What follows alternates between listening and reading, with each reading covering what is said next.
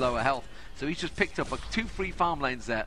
And now Ambition returns to back middle and will just continue farming. How's the farming going between these two? Because the lanes have been pretty wild. We got the bottom lane effectively has been Urgot versus Galio. That's a big difference straight away. 60 to 34. Captain Jack quite happily free farming there. Meanwhile in the middle, Caitlyn versus, which is weirdly enough for me to say, Rise 54 to 42. Top lane 57 to 54. Top lane is about the only even lane right now for AZUBU Blaze. Outside of that, they are winning every lane. You know, the whole point is they're hoping that Nunu and Caitlyn can shut down Rise harder than Urgot and Leona can. But at the same time, Leona's been roaming mid a lot, so it's just a 1v1 on bottom. Another ward placement now is working out. Lustboy gets the stuns onto Svenskeren. This time he's had to use a dash across the records there and just about comes away from it. Can they get the stun? No, they can't. They can't get the Rune Prison down. Ambition was just not quite close enough. It is a very short range spell, but it doesn't matter because again they've just forced them out of lane, which means they're going to pick up all that experience. And again, Caitlyn's had to back away. 63 CS to 51, has that CS advantage as you would expect over Rise, but Rise is really holding his own in this mid lane still. And again, Lustboy just looking to get them ganks. So this is an interesting part of the game. This is where AZUBU is going to start making bigger plays and creating a bigger advantage. As Leona approaches level 6, her potential is going to go up significantly.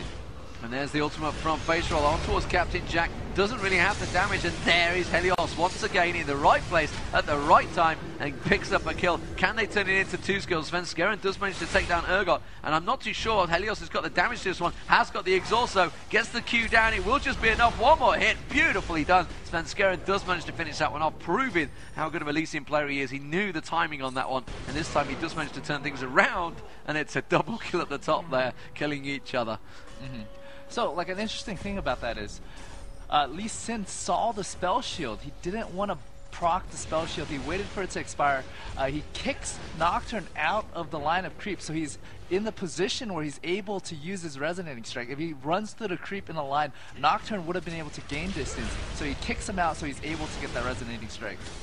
The same on towards Lustboy. Lustboy had to go down the bottom there. Ambition's going back, which means Caitlyn and Nunu are going to get a bit of free push on towards this mid lane. Can they burn it down quick enough? Are they going to go full on the AZUBU Blaze style and just try and take this turret down?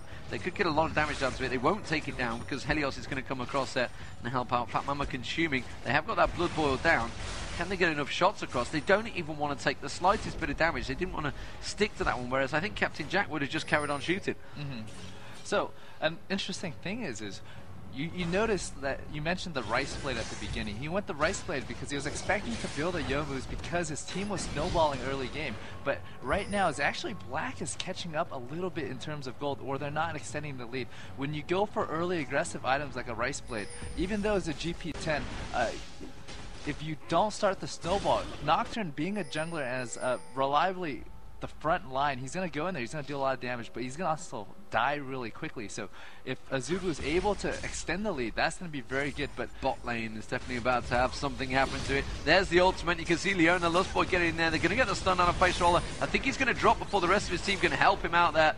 And he will be. That one's been building up. They are going to dive towards Ambition. Svenskeren can get around the other side. Couldn't quite get the ultimate kick there. You can see he was trying to get around the side of him. Just managed to land the Q again. This time, and again, the Rune Prison on him. Just forces him away. Will have enough, though. Caitlyn's going to finish one off. I don't think they needed to use the ultimate there. Meanwhile, on the top lane, Reaper just about surviving as Alvic was dived by Helios and Reaper. Will Alvic just guesstimate the Reaper's there? He's got to be careful if he walks straight down there. The Dustwing could go across to him, and he is going to get the counter-strike on towards Helios. Very nicely done. Is it going to be enough, though? He's going to turn around, pick up the kill, and just stroll away from that tower hit. So a little bit too aggressive. He realised, though, as soon as that creep wave was coming, he was going to get dived.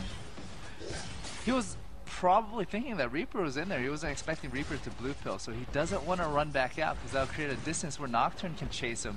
And so it's like, all right, let's bait Nocturne into the tower, try and do some damage, but he actually did that damage outside of tower range, so Nocturne was able to turn on him and pick up the kill before he got back in range. Oh, just about interrupting the teleport there at the last split second. Lustboy not able to go back. And Rekkles are starting to do a good job in this mid lane. 101 CS you can see picked up.